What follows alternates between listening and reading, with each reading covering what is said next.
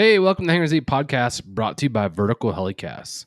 We're excited to bring an exciting and insightful two-part series on the Hangar Z Podcast as we explore the Michigan State Police Aviation Unit with Lieutenant Patrick Lawrence and Sergeant Nick Olivo. Lieutenant Patrick Lawrence, a distinguished aviation professional with a rich background in both military and civilian aviation, Lieutenant Lawrence holds a Bachelor of Science in Professional Aeronautics from Embry-Riddle University and has completed prestigious leadership programs with the Michigan State Police. His military career boasts accolades such as the Master Army Aviator Badge, Meritorious Service Medal, and Army Commendation Medal, among others. With extensive training and flight certifications, including the Airline Transportation Helicopter Pilot Certificate and the Certified Flight Instructor Certificate, Patrick's expertise and commitment to aviation excellence shine through in every aspect of his career. Sergeant Nick Olivo, a seasoned law enforcement professional whose career spans multiple departments and roles. Since joining the Michigan State Police in 2013, Sergeant Olivo has made significant contributions as a trooper, tactical flight officer, and a pilot.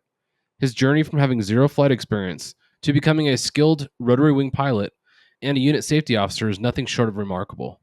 Prior to his time with the Michigan State Police, Sergeant Olivo served with the Saginaw Police Department as a major case detective and field training officer, and started his career at the Flint Police Department. His dedication to the role of tactical flight officer and his passion for developing top-notch candidates are central to his approach in airborne law enforcement. Join us for these compelling episodes as we explore the Michigan State Police Unit with Lieutenant Patrick Lawrence and Sergeant Nick Olivo. Their stories highlight the dedication, challenges, and triumphs of public safety aviation. Thank you to our sponsors, Bell, Precision Aviation Group, and Spectrum Aeromed. Welcome to the Hangar Z Podcast, brought to you by Vertical Helicasts. The Hangar Z Podcast is the first and only podcast dedicated to promoting and exploring the personnel and equipment behind the missions in public safety aviation. Join your host, John Gray, Jeff Ratkovich, and Jack Shanley. Still southbound, skidding to a stop. Stand by here. Looks like you're getting ready to bail. Heads up, guys, bailing. Okay, the guy, he's running through the house, jumping the fence, through the shotgun, through something out.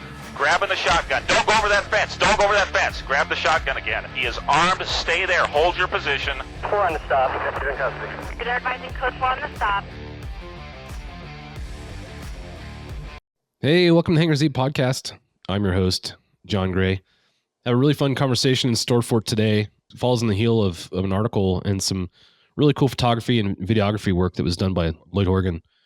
I first saw photos of your guys' unit through that article that was done. And I think that was just recently released, but I started seeing Lloyd's photos surface after he came out and worked with you guys. And the first thing I thought of, and I guess I should introduce you guys now, we're talking to Nick and Pat from the Michigan State Police. And first thing I thought of is, man, I wonder what wintertime flying is like for you guys. You know, we're just kind of talking about the weather you guys are facing now. And for me and Jack, it's something that's pretty foreign in Southern California. You know, we get inversion layers from the coast and a little bit of weather here and there, but nothing like what you guys experience with the wintertime. So when I saw Lloyd's photos and videos, I'm like, oh, I got to talk to these guys and see what you guys experience weather-wise. So thanks for joining us on the podcast. Thanks for having us. Yeah, thank you for having us. Yeah. And to talk to these folks, we have Jack. How you doing, Jack? Hey, John. Good to see you. Absolutely. Always good to see you. Have you had any experience teaching or flying up in their neck of the woods, Jack? I taught a couple times down near Detroit. I should have looked up the town. It's a small town just on the north side of 8 Mile, kind of northwest of Detroit. To a SWAT lieutenant there had me come a couple times. But other than that, no. But I've been to Michigan, driven through there. I had friends there. Cole, Nick and I were just talking offline. Our retired chief TFO, Cole Burdett, who many of our listeners know, he lives in Michigan. Well, he's a happy Michigan camper. He loves it. Is that where he's from? Yeah, he is. He's originally from Michigan, and then he moved to LA for the job. And second he got done with the job, bam, back to Michigan. He's a smart man, that Cole Burdett. Yeah, he was a chief TFO when I started, and he was leading the program when I went through the aircrew course. Pat and Nick, have you guys had a chance to go to the aircrew course or sent folks to that course? That's the course at LAPD. Yeah. Yeah, did you go, Nick? Yeah. I went to the aircrew course in, I think 15 or 16, somewhere in there. Yeah. What a cool experience, huh? Yeah, it was. It was, it was something that you never really seen before, at least in our neck of the woods. LAPD, when it comes to municipal law enforcement and airborne law enforcement, is kind of the 600-pound elephant, or however the phrase goes. I mean, they're the big show. So it was kind of cool to see just the enormity of the operation. Yeah, it was really neat. I went there not having had any experience in aviation, and Same. It was really cool. I walked away with a lot of actionable knowledge that helped. I wasn't even in aviation yet, so I think it definitely helped me get selected. But it was an eye opener for sure. It was a great course. We've talked about it at length on the podcast, but I always like to get folks, kind of takeaways from that if they've been. But as with every episode of the podcast, I want to touch on drink of the day. It's still early here in the West Coast, a little later for you guys, although you guys are working. So for my drink of the day, I've still have some Black Rifle coffee left over from Christmas. It's getting towards the bottom of the barrel of that, but using my Hangar Z leadership mug to drink that with. So that's my drink of the day. Dry January is now over for most folks. So I know it's not time for a drink, but maybe you guys could fill us in on what would be your drink of the day now that dry January is over. And Jack, let's start with you. Oh, wow. We didn't even plan this. I have my leadership mug as well with some high quality H2O. It's early. I just got out of bed, took care of the dogs, and here we are. So I'm boring today. No death water? What's that? No death water? Whatever it's called. No. Liquid death? I didn't. Liquid death. I thought about it. I almost grabbed an iced tea. But thought the leadership mug would be good because we're going to be talking to Pat a lot about leadership today because of some of the recognition that Pat has received over the years. So I thought that was an appropriate mug. Yeah, I'll just touch on that real briefly. Pat, really impressed with what I've read about you as far as your leadership skills. You've put a lot of effort, it looks like, into developing your leadership skills through courses. And I think that's one thing that we've identified as lacking in our industry is there's not a lot of training that we offer our leaders. A lot of times we just tap them on the shoulder and say, hey, congratulations, you're now a leader, go do it. And with very little training. So I'm interested to get into your background and to kind of hear some of your philosophies on that and how that's worked for you. Well, I look forward to talking about that. So yeah. Now that we're talking to you, what's your go-to drink of the day today? Well, being from Michigan, I feel like I should say Vernors, but actually at work, it's going to be a bottle of water. So okay. Oh, later at 5:00 when you're no longer at work and it's happy hour, what would be your go-to? There might be some bourbon in there, but that'll be something we'll talk about later. Okay. Nick, how about you? Same. Got my Nalgene bottle that travels the world with me, and just water all day, and may have a beer at night. All right. A little bit of Light Sky. Okay, Light Sky. Is that a brand? Yeah, it's the Blue Moon. Oh, okay. There you go. Yeah. Is there a local brewery that's close to you guys? It's pretty popular. Yeah, there's a bunch here in Michigan. There's all over. A lot in Grand Rapids, a lot down by Detroit. Well, thank you guys. If you guys attend HAI this year, we'll have to have a drink of the day in person. Well, that would be excellent. Yeah. Moving beyond that, I want to get into the hot seat questions. So, the hot seat's just an opportunity for us to break the ice. And a lot of times I ask some really random questions, but I haven't asked these questions in a while. And I love these questions, and they're pretty basic, but I think they show a lot about, where you came from and who you are as a person. So the first question, and Pat, will go to you, and then Nick, and then Jack, is when you were a kid, we all get our first job, and you either love the job or you hate the job. But as a kid, what was the best job you had? That's a tough question. I worked on some farms as a kid. I would say in some ways I'm still a kid. So, but I shouldn't say that exactly. So my current job, so we'll start before that.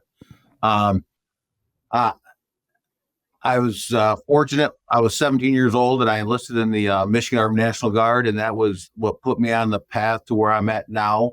But I was just a baby. Looking back on it at the time, I thought I knew everything, but at the time, Yeah. You don't realize what a baby you are. And we'll talk more about that. But worked on farms, worked at my parents' printing operation, and then also enlisted in the National Guard very young. It's funny you bring up you still feel like a kid. We were just talking about that in our last recording. Yeah. With one of the questions. And it's something to the effect of being a pilot. You never grow up. You're always a kid. So Yeah. it's kind of fitting for that. Nick, how about you? Not as varied as Pat, but my first job was working at a grocery store. So it's a regional chain, and it supplies like bulk foods to like restaurants and things like that. So, it actually for a 16, 17, 18-year-old kid, it was a pretty decent job.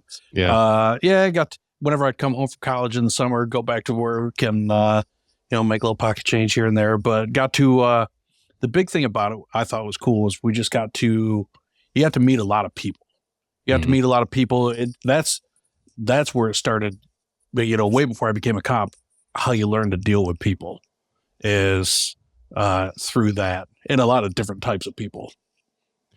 Yeah, that's learning to interact with folks is one of the building blocks for any profession. I try and talk to my kids about that. Your ability to network, interact with people is really important. Doesn't matter what industry you're in, but you have to be able to talk to people and relate to people. It's critical. Jack, how about you? Oh, this is so easy. I had a lot of little jobs, doing mowing yards and picking weeds and stuff. But my best job as a kid was as a teenager. There was a folk festival, Pennsylvania Dutch Folk Festival in Kutztown, Pennsylvania, and everybody worked there for a week in the summer. I mean, my dad worked there. My sisters were in a play there. I mean, it was crazy. And I worked at the snake tent.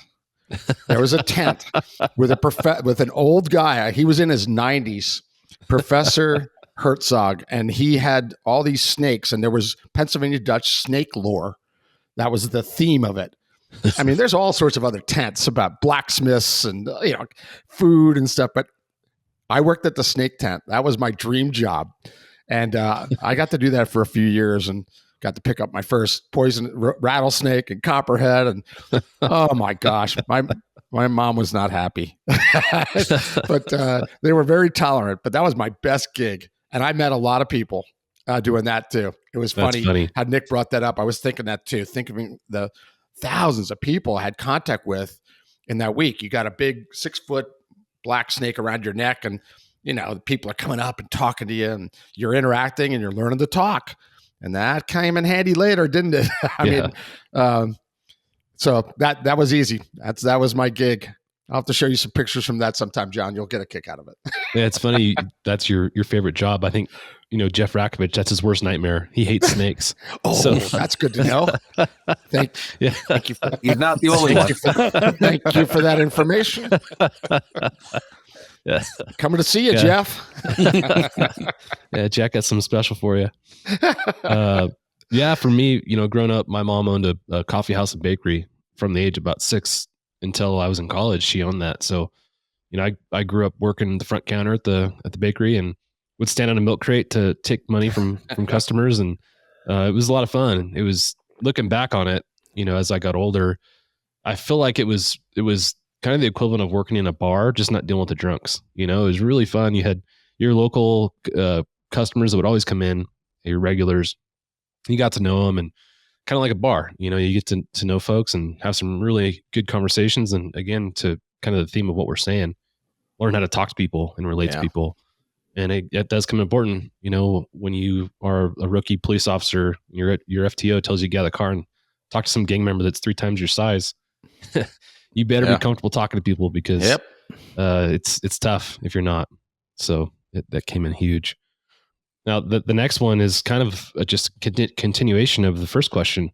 What was your worst job as a kid? And Pat, I would imagine it has something to do with cleaning up animal feces, but I'll let you answer. No. It's nice when you like working, that work isn't, that you don't really feel like anything was bad. You don't mind the actual effort of working.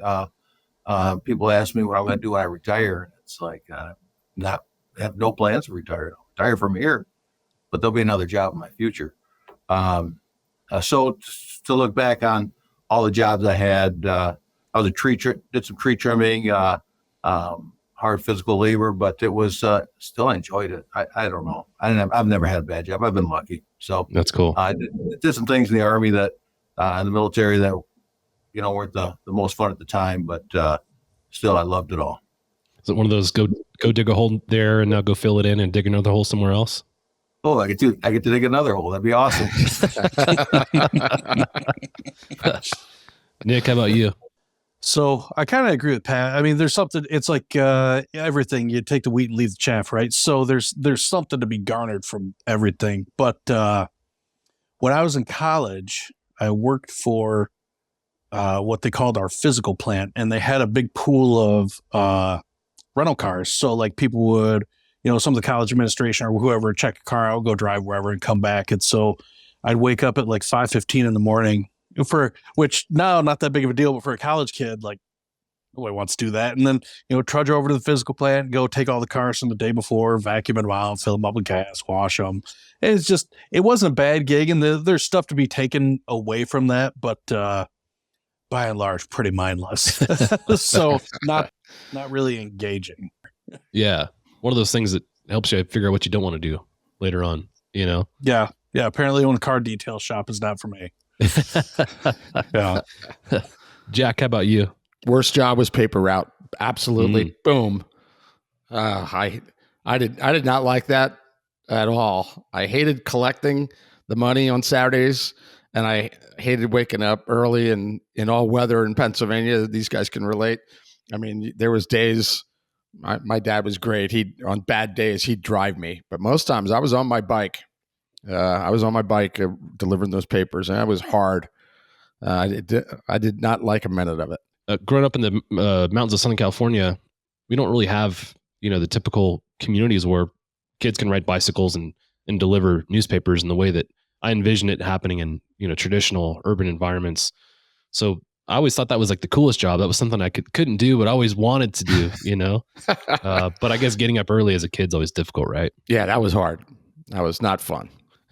Especially when it's freezing outside. Oh, it's awful. Yes. So for me, I've always hated folding clothes for some reason. I've talked about it on the podcast. I don't know why I hate it, but I've always absolutely hated folding clothes. So at one point in high school, I figured I probably should branch out from the bakery and get some different experiences working at different places. And I got a job at a clothing store called Van Heusen.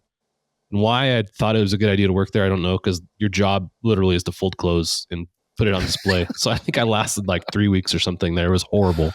So I'll never take a job like that again. But, like you guys talked about, there's good that comes out of all of it. I just had a hard time finding the good that came out of that job. So it still haunts you. It still haunts you, John. I still hate folding clothes. But you think about, as a kid, a lot of our motivations to work is to get money for a car. That's as a 16-year-old kid, that's the motivating factor. At least it was for me. Yeah. So the next question is for that. What was your first car?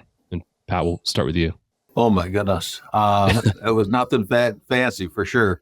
The one I had the early fond memories of was a 1982 diesel Chevette. I think they made 3 of them, and I had one of them. It was to say it was a POS is an understatement, but it got me out of the house and on the road and off to work. So no complaints. There you go. Point A to point B is all you need, right? Especially as a kid. Yep.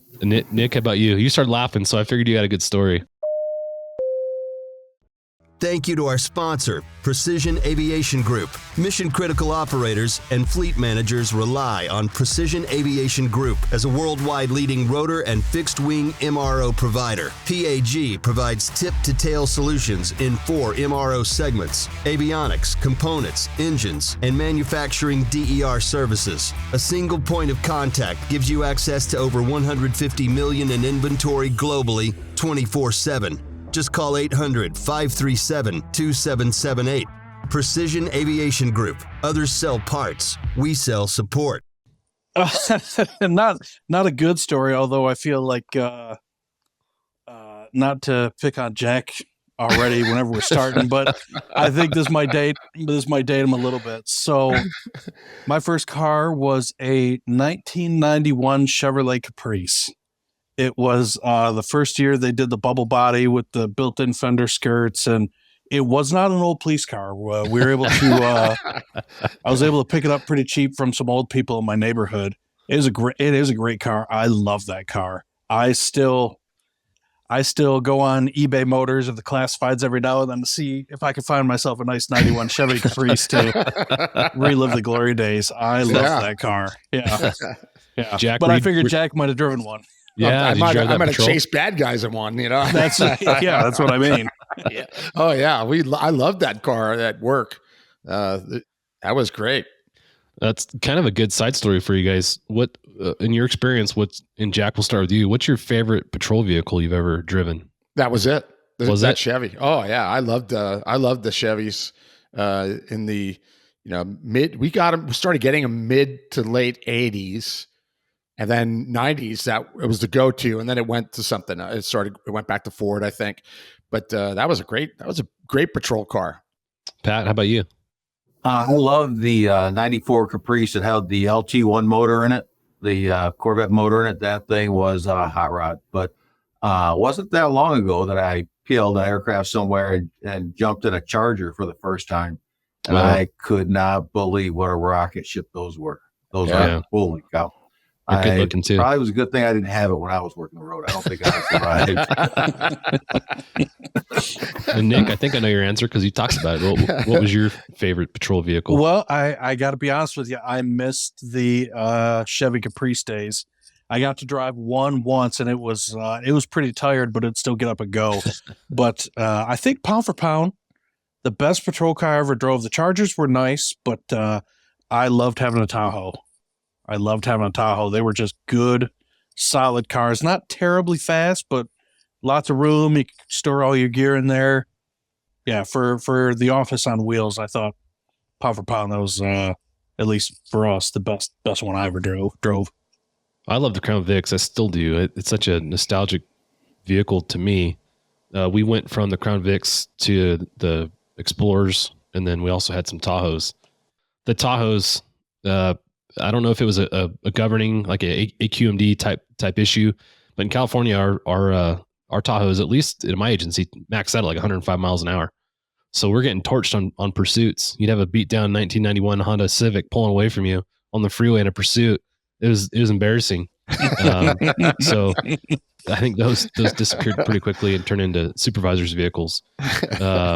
So anyways, yeah, the Crown Vics were kind of my favorite. But going back to the original question, Jack, we got to get to you. What was your first car? 67 Chevy Camaro. And it was, but now before you go, wow, man. No, it was 3 on the tree. Had the smallest engine. I don't know what that is. I'm not a big car guy.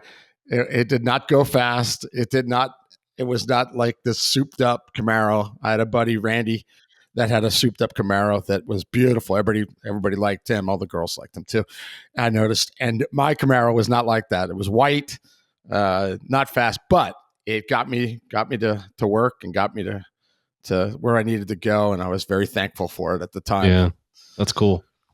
And I think about that first day you got your driver's license and you pulled away in your car. It was like the best feeling of independence that you ever had as a kid. Yeah. My first car was a Jeep Wrangler, which I loved. I still love Jeeps to this day. But a friend of mine, start. It's all downhill from there, huh? Pretty much. A friend of mine that I rode to school with a lot of times sometimes he would drive and sometimes I would drive, but he had an older Subaru wagon. It was like a late 80s model, maybe even a late 70s model Subaru wagon. And one of the first days that we hopped in the car to go to school, he had an engine fire, and the fire was coming up through the boot of the stick shift. So I remember we're dumping our coffee cups, we're picking up the boot of the stick shift and throwing the coffee in the hole there, trying to get the fire to go out. So that's, typical of vehicles for kids our age at the time. But anyways, that's the hot seat. just fun to kind of go down some random rabbit holes and see where it takes us. But the car conversation is always fun because everyone usually has a funny car to start with, you know. So, anyways, I'm honored to sit here and talk to you guys. Again, I'm coming back to seeing the work that Lloyd did with you turned out really good. And John Duke wrote a story on your unit, and that recently came out. So I just got introduced to you guys through that, and again, going through your guys' backgrounds, really impressed with what you've done professionally, you know, and then how you've built your unit up. And Pat, I'd like to talk to you, you know, as we go about how you've built your unit and kind of restored your unit as you've gone through some financial ups and downs.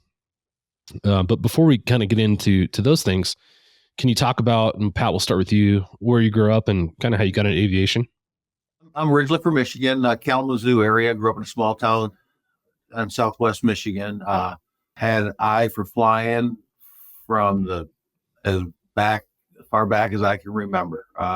Loved everything about it. Super interested in it. Saw a commercial on television for the Army in the late 70s, early 80s. Guy flying a Cobra, and I said, "That's something I want to do."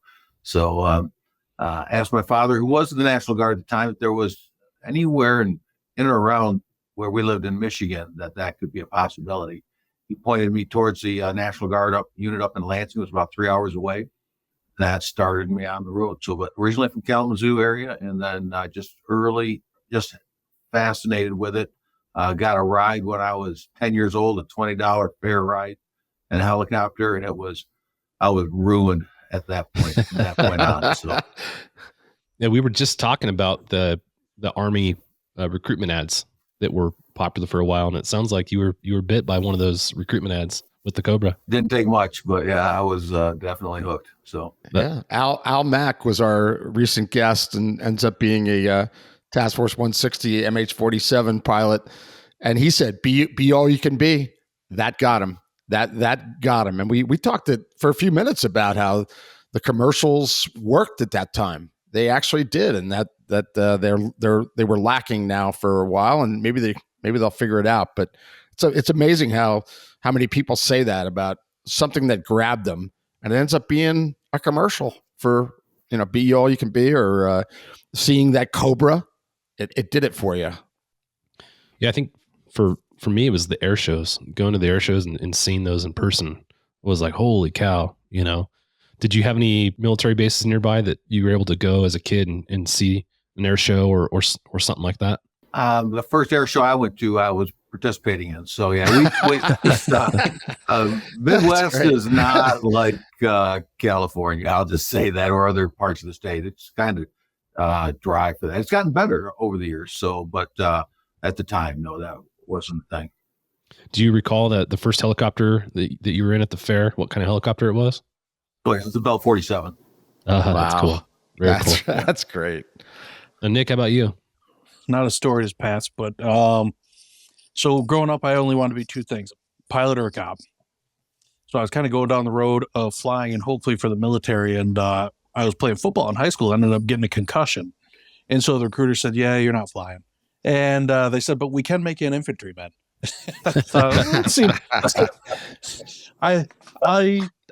I'll pass on your deal. And so went to college, kind of put the idea of flying on the back burner, but it is the same thing. It's what I always wanted to do. Growing up, my father was in the Air Force, had previously been in the Air Force. And so he had a lot of interest in aviation. So there was always kind of a little undercurrent of aviation in our house. You talk about an air show. Whenever I was young, he and I piled in the truck and drove down to Wright-Patterson in Dayton and went to the big air show there. And that was, and that was great. That was awesome.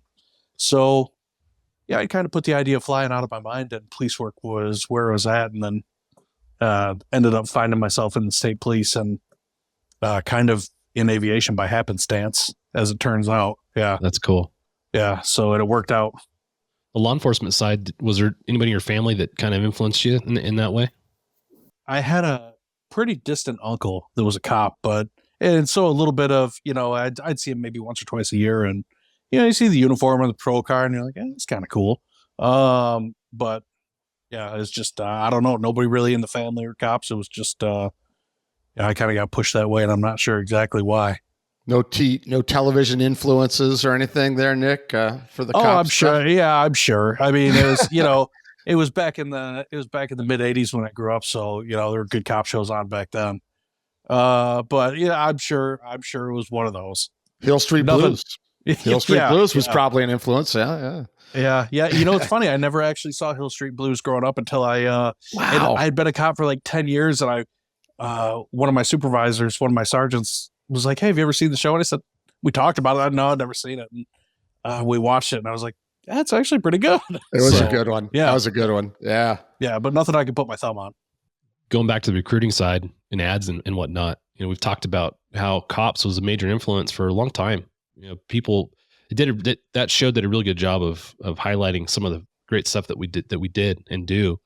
And unfortunately, I think because of cancel culture and everything else, that show's disappeared for the most part. But I feel like that show needs to be brought back to the general public, because it highlights again the good work that is being done in law enforcement. And I think it motivates people to want to go out and do something bigger than themselves. I love that show. Yeah. Yeah, that influenced a lot of people, no doubt. On your guys' side in Michigan, are you guys finding some difficulty with the recruitment side? Well, I think that's a nationwide issue. Definitely, our department sees that. Fortunately for us, we hire from within the department. So to find a trooper that's interested in an opportunity at aviation is not, that's usually pretty primo spot. So within the department, we're able to find people, but for the department as a whole, it's an issue, no doubt. Yeah. Pat, for you, looking back at your, you talked about going to the military and then you wound up in law enforcement. Was that a goal from an early age to get into law enforcement, or what kind of drove you down that path? No, I had a couple of brothers that were police officers. I had a grandfather that was, so definitely was an interest. The first love was aviation for me. There's no question about that, but a strong interest in law enforcement, and I was selected for flight school to the National Guard. Ended up going, the Army flight school came back, and there really wasn't any flying jobs for a guy with just a rating. Especially back in the 80s, you weren't going to start working anywhere. So you had to figure out how to make it work. I was working as a flight instructor. I had more jobs I could count at the time that I was working at, because everything was part-time, right? So, and looking for that good, secure employment with the opportunity to maybe do something really cool, which was fly for the state police. I knew it wasn't a direct link by any means, but I knew it was a possibility. So, started out as a dispatcher for a sheriff's department, and that led to application for the state police, and ultimately getting into the state police. That's cool. And Jack, you had some similar experience, right? In dispatch? No. I think I'm thinking of the story when you went to dispatch. I went to dispatch. Yeah. Yes. That's the story where I met the Sharon Claridge. I think I'm getting that right. She was the voice of 1 Adam 12. Yeah. She was a real dispatcher. And the recruiter that I was taking a tour with plugged me into her console. And I got to listen to her, and the recruiter's just looking at me. I'm like, why is he staring at me? Well, he's waiting for her to talk and see my reaction. And she began talking, and I got a reaction. I was stunned. Oh my gosh, that's her, and she would, I felt very fortunate as a cop that she was my dispatcher multiple times as a young officer, and just hearing her voice, after all those years of Adam 12. And I was watching Adam 12 yesterday, and I still listen to her. That was a hook that the recruiter was using. He wasn't a recruiter. He was a public relations guy that was just giving me a tour before I came on. But I left there with a card to test. That was, and that didn't hurt. Yeah. Listening to Sharon. She was gifted. Great voice. That's cool. Pat, for you, I think of, the most people's early law enforcement time with your FTO and whatnot is difficult. One, understanding the codes, and all the stress that goes with memorizing all that and the radio talk for you, having worked in dispatch, that side already kind of tackled, I'd imagine. How did that play into your development as a police officer? It was interesting because it gave you a little behind the scenes peek into what it was going to be. You dealt with the public on the phone, but not necessarily in person. So that was a whole new thing you had to learn when you went on the road. But it kind of gave you some of the inner workings of what was going on behind the scenes that you might not see otherwise. Now, there were two separate agencies, so there was some differences there, but we worked with the sheriff's departments every day. So it's good to have a background there too as well. So it never hurts. We started talking about some of the financial downturns that the country as a whole went through. And you guys in Michigan were hammered by that. Think about some of the major cities that you guys have in the state, a lot of which surround, automobile production, obviously, and some of the problems that came with that. Can you talk about the financial downturn that came? And Nick, this is for you. You started your career with Flint, I believe, right? And you wound up with the state police. Can you talk about how the financial situation kind of led you from point A to point B? Actually, it's point C. Thank you to our sponsor, Spectrum AeroMed. Spectrum AeroMed is your trusted partner in aeromedical solutions. Experience safety and innovation with their customized interiors, designed for both rotor and fixed-wing aircraft. Elevate your patient care with Spectrum AeroMed. For more information, visit spectrum-aeromed.com. Yeah, it is. I've had kind of a winding road to get here. So, I got out of college, and this was back in 2005, and I remember getting out of our regional academy, and people were killing each other for part-time jobs. I mean, we were stepping over each other for the chance of maybe getting a part-time job somewhere. It was pretty barren. So I got fortunate enough to go to the City of Flint Police Department, which I grew up about 10 miles east of there. So it was kind of nice. It was close to home, but from that 10 miles of where I grew up to what the city actually was while I was working there was a whole different world. So it was a really eye-opening experience, especially for somebody that's coming in at 22, 23 years old and has a pretty limited knowledge base. So it was a great experience. I loved working there. I got to be honest with you, had I not gotten laid off, I don't know if I ever would have left. Fast forward, I get to work there for a couple of years, and then I think it was the first housing bubble, about when the housing bubble broke. And that was just, it's all based on seniority. No matter how good or how bad you are, it's just where you fall on a seniority list is the order in which you get let go. So we had some pretty substantial layoffs. During those layoffs, I think that's about the time the whole state, the whole country for that matter, took a kind of an economic downturn. I was lucky enough to be able to find another job working for a city just north of us called Saginaw, which is demographically pretty similar to Flint, just maybe a little bit smaller.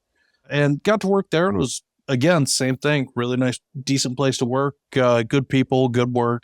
And I told myself that's, I'm done. I'm not going anywhere else. And again, there's another kind of economic little hiccup, not a full recession like in 2008, but another little hiccup. And they started talking about layoffs there. And I was right on the bubble. And I said, man, I'm just really, really getting sick of getting laid off. And I was working in the detective bureau at the time. And I was working on a major case team. And my partner was a state police detective.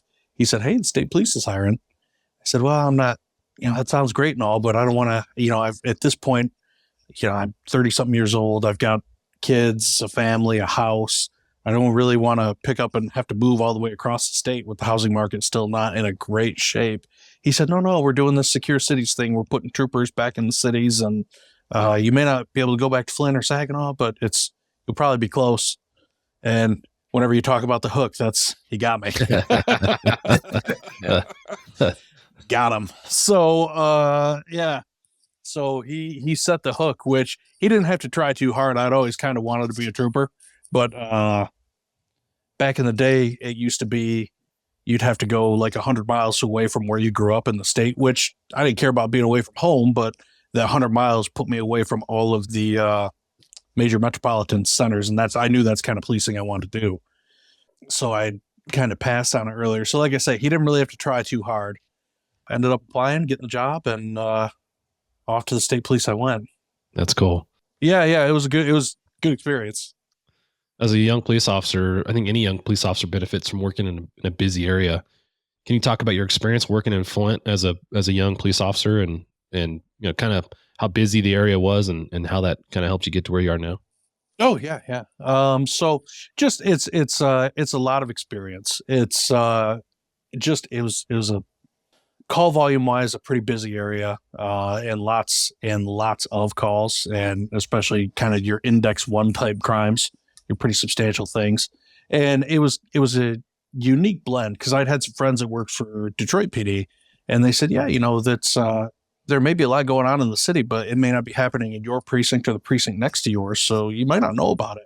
Whereas Flint was small enough where if it happened in the city and it was of substance, you're probably going to end up there at least in an ancillary capacity, if not taking the full complaint or whatever the case may be. Big enough to get a lot of experience, small enough to be able to get that experience, if that makes sense. No, that makes sense. Yeah. So it was a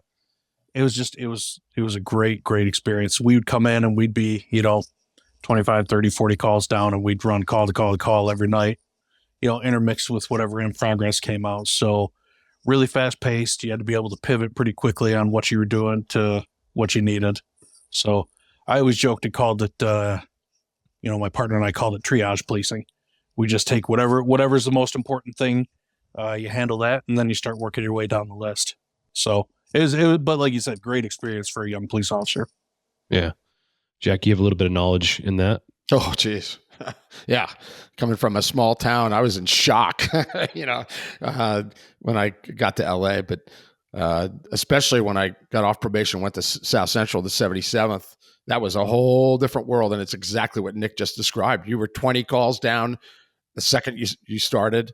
And if you were lucky, you made those up by the end of the night because it just kept pouring in. The volume was unbelievable. But just like Nick said, you gain that experience so fast, and that benefits you, and it makes you better, makes you smarter, makes you safer. I'm very thankful for that. Very thankful for it, and loved it. Thinking back, I'd go back to that time period in a heartbeat to get to do that again. It was so much fun, just running around and chasing that radio and chasing people in foot pursuits. And it was wild. But at the same time, you were learning, and you got to experience things that help you later, like when you get into a helicopter. Yeah. It was really, I'm sure we'll be able to talk about that really benefits you. Absolutely. Going back to, early experience as a police officer, Pat, what was your experience like coming out of the military and then going to the Michigan State Police as a trooper? So quite the opposite of what Nick had. We get sent across the state, and it's funny because I'm literally the neighboring county to where Nick is working, and it is polar opposite. It is an agricultural area. There's two troopers on in the daytime. There's one at night, and there might be one deputy out at night. I would have killed to get an area with more activity. It's a great place to raise kids and have a family and all that, but it was a polar opposite of what Nick's experience was. So it's funny how different those two experiences are, and different in a lot of ways. I remember going to visit a friend of mine who worked for a really small police department in Mammoth Lakes, California. And it's similar to what you're talking about. There's at nighttime, there's a period of time where there's nobody on duty. There's an on-call police officer, but a lot of that night he's by himself. And if he needs help, he's calling CHP, who's an hour plus away, or animal control, or, they're having to rely on non-traditional forms of cover. And I think, again, going back to what we talked about earlier, it forces you to be able to talk to people in a different way, right? Because you've got to solve these issues in a way that most officers don't have to, because you have, a whole force of people behind you to come and help when things get bad. But in a scenario like that, you're waiting a significant amount of time for help to arrive. What was that like? Yeah, definitely. It was, there was no heavy-handed approach to things, to say the least. It was, you went in smooth and cool, and try to communicate your way. I mean, you could have a car in 20 or 30 minutes show up, but they would be there to pick up whatever pieces were left. So you had to deal with it yourself. It was, and fortunately for me at the time, it was, we were 2-man patrol at night. And so one scout car with 2 guys in it are pretty formidable if the scene is small enough. And I always felt pretty comfortable we could take care of ourselves. To jump forward a little bit, do you guys find yourself as an aviation program landing to assist deputies in need in situations like that? Overall, in our call volume, more than half of our calls are assisting other agencies. So we work for other people more than we do for our own guys. But so we treat everybody as a customer, and it doesn't matter what color their uniforms are. We'll be there to help. As far as the remote stuff, landing to assist people, we have done that. We absolutely have. A little more in the search and rescue than in the active shooter type situations. But yeah, we definitely have a plan for that and have had to use it. So, San Bernardino County Sheriff's is my county agency that services where I live. They do that somewhat frequently. They have a lot of outlying desert areas where there might be 1 or 2 deputies working a call, and you'll hear them land, and their TFO will get out and help somebody, take someone into custody. And much different than my experience, and I'm sure Jack's experience. Oh yeah, unheard of where I worked. Pretty interesting. But Pat, going back to you talked about your military service, and early on in the military, you worked as a mechanic. And again, going back to our conversation with Al Mack, he did the same thing. He worked as a mechanic prior to going to be selected as a pilot. And I just imagine the advantage it gives you understanding all the systems for the helicopters. And can you talk about your experience as a mechanic and kind of how that led into your development as a pilot later on? It started, I knew I wanted to fly. I was pretty sure they weren't going to let a 16-year-old do that, even in the Army. So I showed up the recruiter and talked to him. I said, how do I get into flight school? They said, you come back when you're a little older. So I came back a month later. I was just about to turn 17 because I know I'm getting older. I mean, that's how naive you are at that age. You just don't know. And they said, well, you can't be a pilot. You have to be a mechanic first. I said, sign me up. If that's what you got to do first, sign me up. I will gladly do that. I will do whatever you tell me it is that gets me where I want to go. And so enlisted as a Huey mechanic, did basic Huey maintenance course. It was a fantastic training. I wouldn't trade it for anything. My supervisors, though, as I was a mechanic, they quickly realized I was better breaking the aircraft than fixing them. And I That's said, most pilots, right? You should probably go to flight school. So, wasn't a very good mechanic.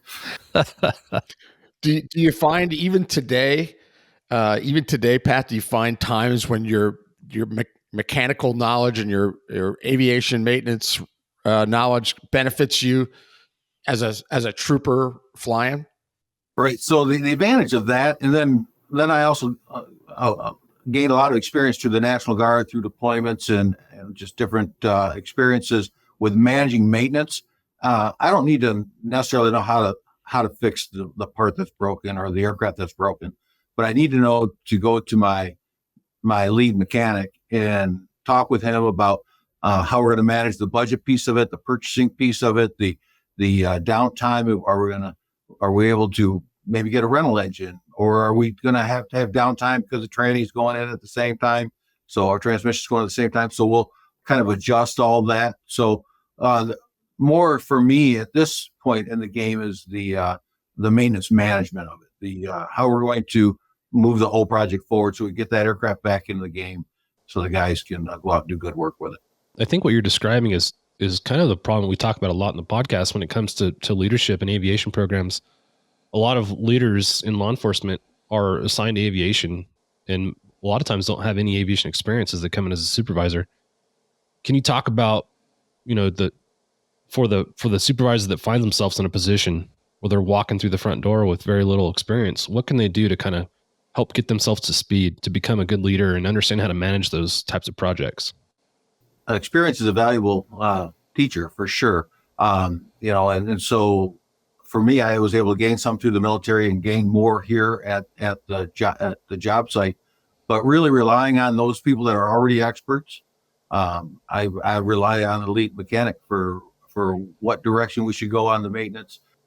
I set the expectations for my supervisors based on the information he provides to me, but I don't know anything about purchasing when I show up here. So I got to rely on the purchasing people to train me, teach me, and lead me down the best path to move forward on the purchasing.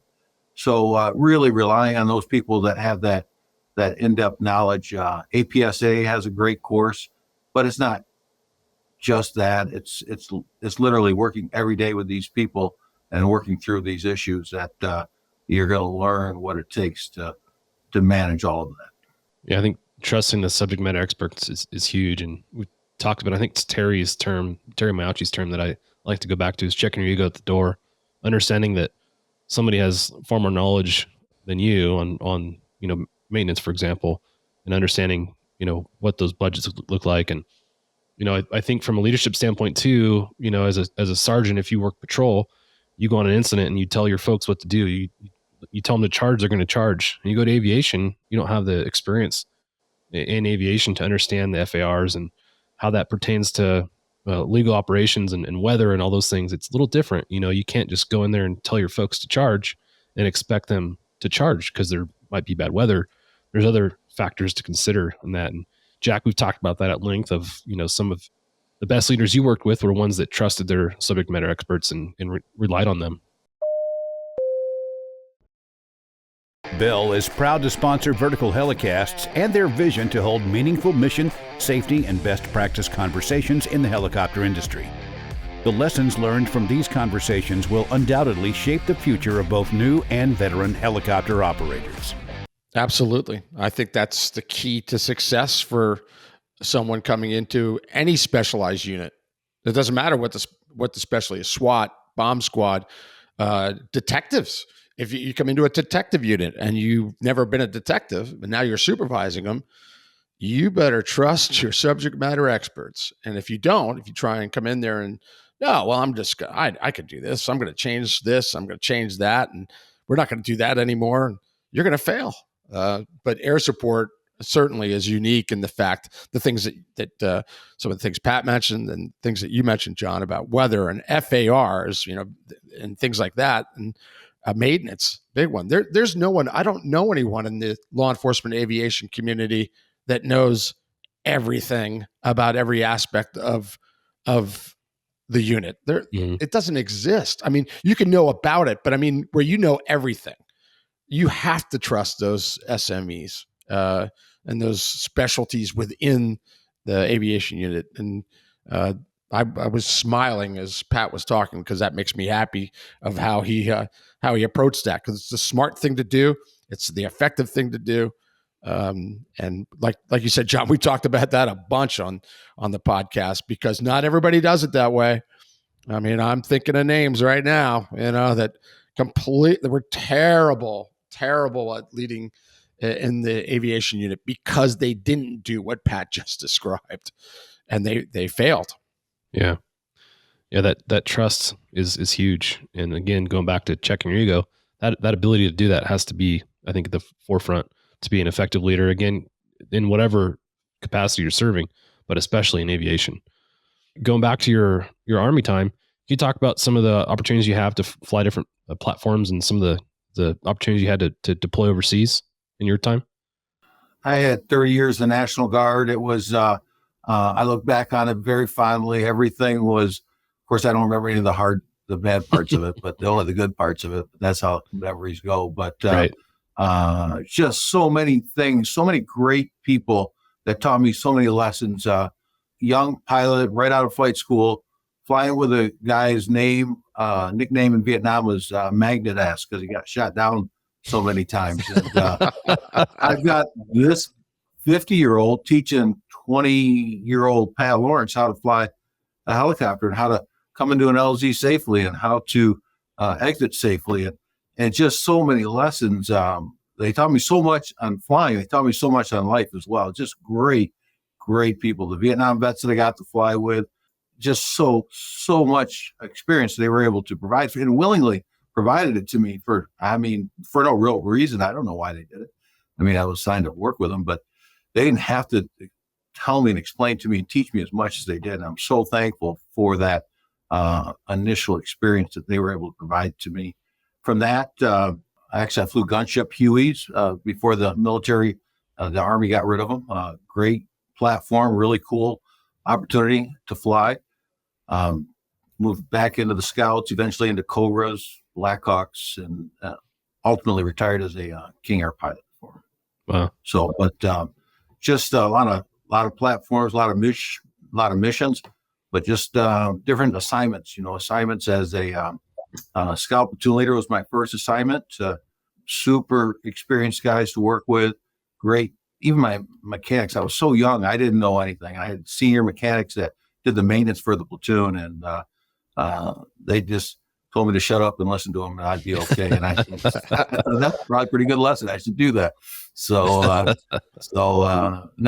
from that, had some time as logistics officer, a fuel and ammo platoon leader, support company commander, attack helicopter company commander, maintenance company commander. All those different jobs had different lessons that, I pull from yet today in the current job. So what an opportunity that was for, you think of it as a part-time gig, 1 week in a month, 2 weeks in the summer is how it gets advertised. It was a lot more than that, but just ways to learn things, Yeah.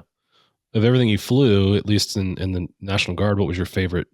So I get asked that question, and my answer is always, well, what are we doing first? Right. So, Yeah. That's a good answer. That's a good if inquiry. we're going to Texas, give me the fastest thing you got. But if we're going to shoot something, I'll take that Cobra any day. And if we're going to go lift something, I'd gladly lift with a Black Hawk. So just more about what we're doing. I think the Black Hawk's is a fantastic aircraft. It was just super fun to fly, super capable. Really enjoyed the opportunities I had in the gunships.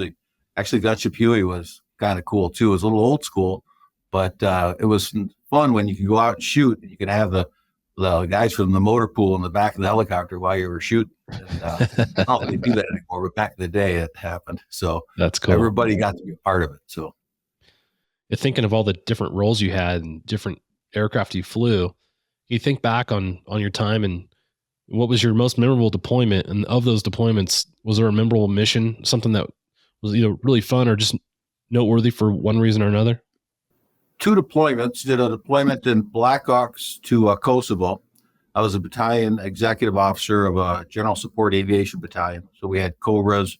We had Apache company of lift Blackhawks, and a company of medevac.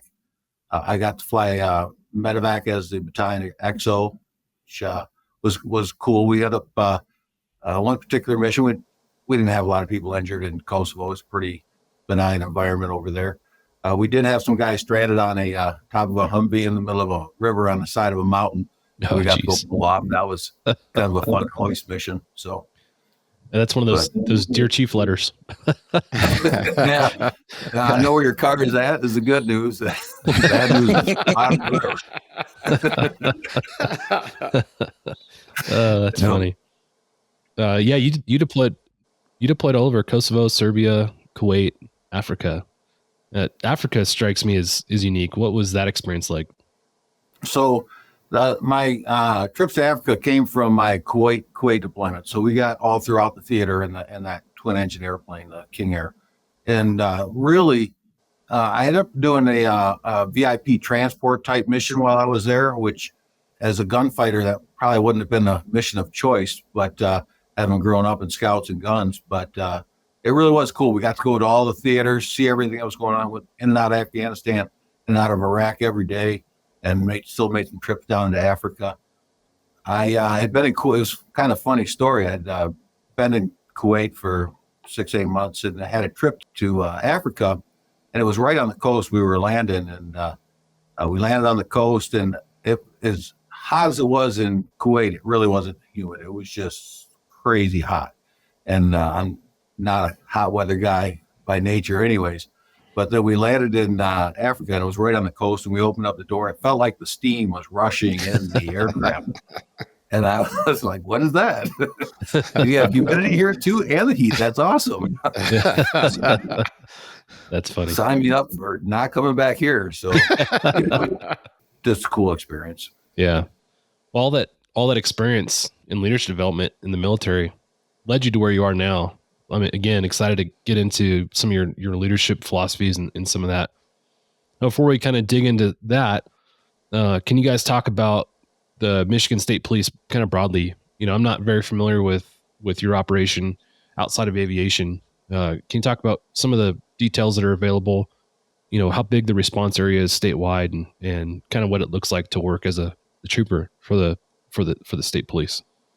So obviously it's a statewide agency. We are a full service police agency, which is a little different from some states. So like I guess I can't speak too much to California because I don't know, but like Ohio down just to the south of us, they're a highway patrol. And I know they do stuff off the highway as well. So there's a pretty good portion of the state that we're responsible for primary police services. So if, say a sheriff's department doesn't have a road patrol there, or they don't have a road patrol between X hours or whatever the case may be, if there's an area in the state that does not have a police service, either by geography or whatever the case may be, it's us that picks up that role. So we investigate criminal complaints, just and in addition to being responsible for like traffic control on the highways and things like that. So we kind of do a little bit more than I think we're in line with some state agencies, maybe do a little bit more than some other state agencies. It's a huge, you don't think of Michigan as really being that big of an area. You look at a map of the United States and it's no Texas, it's no Alaska.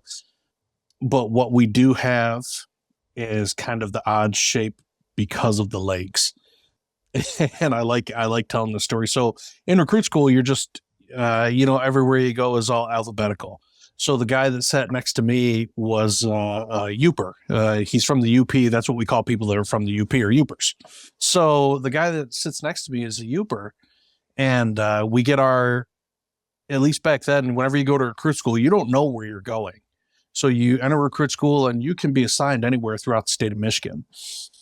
And about 3/4 of the way through, you have the day where the director comes in and gives you envelope or a little fold out thing that says where you're going. So you get to see some guys get real happy, and you get to see some guys, you get to see their spirits crushed. So it's kind of a fun day. So the guy that sits next to me, he's from the UP, and he gets sent, and he goes, you get called down, you walk up, you salute the director, you get your envelope, and he looks, and he's going to a place called Calumet. And I'm okay, it's in the UP, and he comes up and he's, at the end of it, he looks all sad. And I was like, dude, it's the UP. You're happy, right? You're going home. He goes, no, that's a Western UP. I was like, I didn't really realize there was a difference. So apparently there is. And so I got on my laptop and I looked. It would be faster for me to walk out of my house, get in my car, and drive to Pittsburgh than it would be to drive to Calumet. It is that far away. Wow. It is because of the lakes and the peninsula, the nature of just two peninsulas, right? Well, there's stuff that happens over in the Western UP, like that our bomb squad or our SWAT team has to go to. They can literally run hot for 6, 7, 8 hours to get to where they're going. And that's light sirens, pulling over lights and sirens to get gas to go do fuel stops. yeah. It's crazy. And with that, there's the topography of the state and the geography of the state's really interesting too, because while we don't have like mountains here, the Western UP, you get a little bit, there's especially once you get north of about Saginaw, things can get real remote pretty quickly. But we also have some really big metropolitan centers as well. So a very varied geography of where we end up working is because in our role in aviation, we kind of get the good fortune to work over all of it. So it's just interesting. It's interesting in that regard. As far as special assignments, obviously there's an aviation assignment, but what kind of specialized assignments are available for folks that are looking to come to your agency? Oh, there's all sorts of stuff. So I was talking to Jack prior to coming on. My intent coming into the state police was I was going to be a polygraph examiner. That's what I wanted to do. But so we have a whole variety of things. We have a full-time SWAT team, bomb squad, dive team, canines that are statewide, aviation, traffic crash reconstructions, and that's just what's within our division, our special operations division. So if you go to the post, we have, plainclothes assignments and drug teams or fugitive teams, investigative assignments, pretty much whatever you can think of law enforcement wise. I think our agency is probably going to have it. There may not be a bunch of them, but there's at least going to be one or two just because of the varied nature of the state. How many troopers statewide? LT, what do you think what are we up to? Roughly 1,000. 1,000. Yeah. Yeah, they're thinking of all the assignments that are available. That was always something that was interesting to me. And you think about a varied career, you want to work somewhere where you have the opportunity to go and do something different every couple of years just to, to keep you engaged and keep the job fun, So I think from a recruitment standpoint, I think you've got a leg up on most agencies just in that you've got so many opportunities to do different stuff. That's great. Yeah. It's our agency. There's like you said, just opportunity that's everywhere. And we have some traditional things. That's one thing that really drew me to our agency is some of the tradition stuff. I don't know. Have you guys ever seen our patrol cars, what our patrol cars look like before? So Jack's nodding. They look unique. They're a real distinctive shade of blue. If you look at we've still got the one just bubble light. So it's just one bubble light on the top of it. And, still? Oh yeah. Is it a rotator or is it an LED now? We moved on to LEDs. We're in the 21st century. But back at my first, I'm sure Pat's was, and my first patrol car still had the old rotator on it. It sounded like there's a blender on the roof. When it get really cold, you can hear it lock up. You'd have to start punching the roof and see if you can break it free. But it's great. Oh, it was awesome. And like we've got signs on the front of our cars. I don't know. You say, Jack, you've seen them before. We call them hailers. It's a holdover from the 30s of whenever you used to do side stops, and we still keep it there because it's tradition. So there's some of that I think is pretty cool. I like it. I think the bubble thing. I grew up in Pennsylvania. Pennsylvania State Police hung on to that bubble a long time as well. But they eventually got rid of it. But they hung on way past when you thought they would change. And it's because it's tradition. That's a trooper right there. If you see that, that's a trooper. You better behave yourself, You better, the tradition is it's just cool. It's cool. Yeah. No, and I, like I said, I think it's really cool and I like it. And that was a big drawing factor for me for the agency. Something you talked about that I think is interesting is the varied areas that you work, from the rural farmlands to urban Detroit, and the difference between the two is vast. So I imagine as a patrolman, your experience in each one of those environments is way different, and the skills you're learning in each one of those environments is drastically different as well. Can you talk about, again, from an outsider standpoint? I don't know a whole lot about Detroit and Saginaw and Flint and kind of what's happening in those cities, but the media portrays those as pretty crime ridden, just like Los Angeles and San Francisco. Can you talk about the efforts to fight crime in those areas today? Is the media accurate in the portrayal of those cities? Thanks for joining us for this episode of the Hangar Z Podcast. Don't forget to like and subscribe to hear more stories that promote the personnel and equipment behind the missions in public safety aviation. Lastly, stand by for a message after a word from our sponsors. Cheers. Thank you to our sponsor, Spectrum AeroMed. Spectrum AeroMed is your trusted partner in air medical solutions.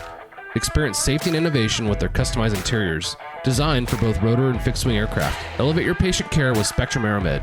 For more information, visit spectrum-aeromed.com. Bell is proud to sponsor Vertical Helicasts and their vision to hold meaningful mission, safety, and best practice conversations in the helicopter industry. The lessons learned from these conversations will undoubtedly shape the future of both new and veteran helicopter operators. Thank you to our sponsor, Precision Aviation Group. Mission-critical operators and fleet managers rely on Precision Aviation Group as a worldwide leading rotor and fixed-wing MRO provider. PAG provides tip-to-tail solutions in 4 MRO segments: avionics, components, engines, and manufacturing DER services. A single point of contact gives you access to over 150 million in inventory globally, 24/7. Just call 800-537-2778. Precision Aviation Group. Others sell parts. We sell support. Hey, thank you for tuning in to this episode of the Hangar Z Podcast.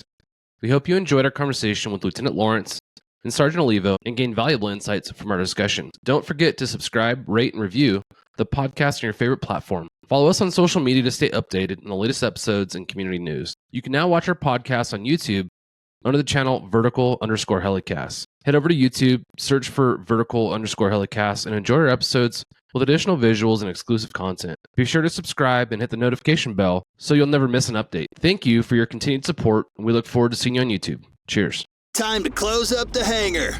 Thanks for joining us on the Hangar Z Podcast, brought to you by Vertical Helicasts.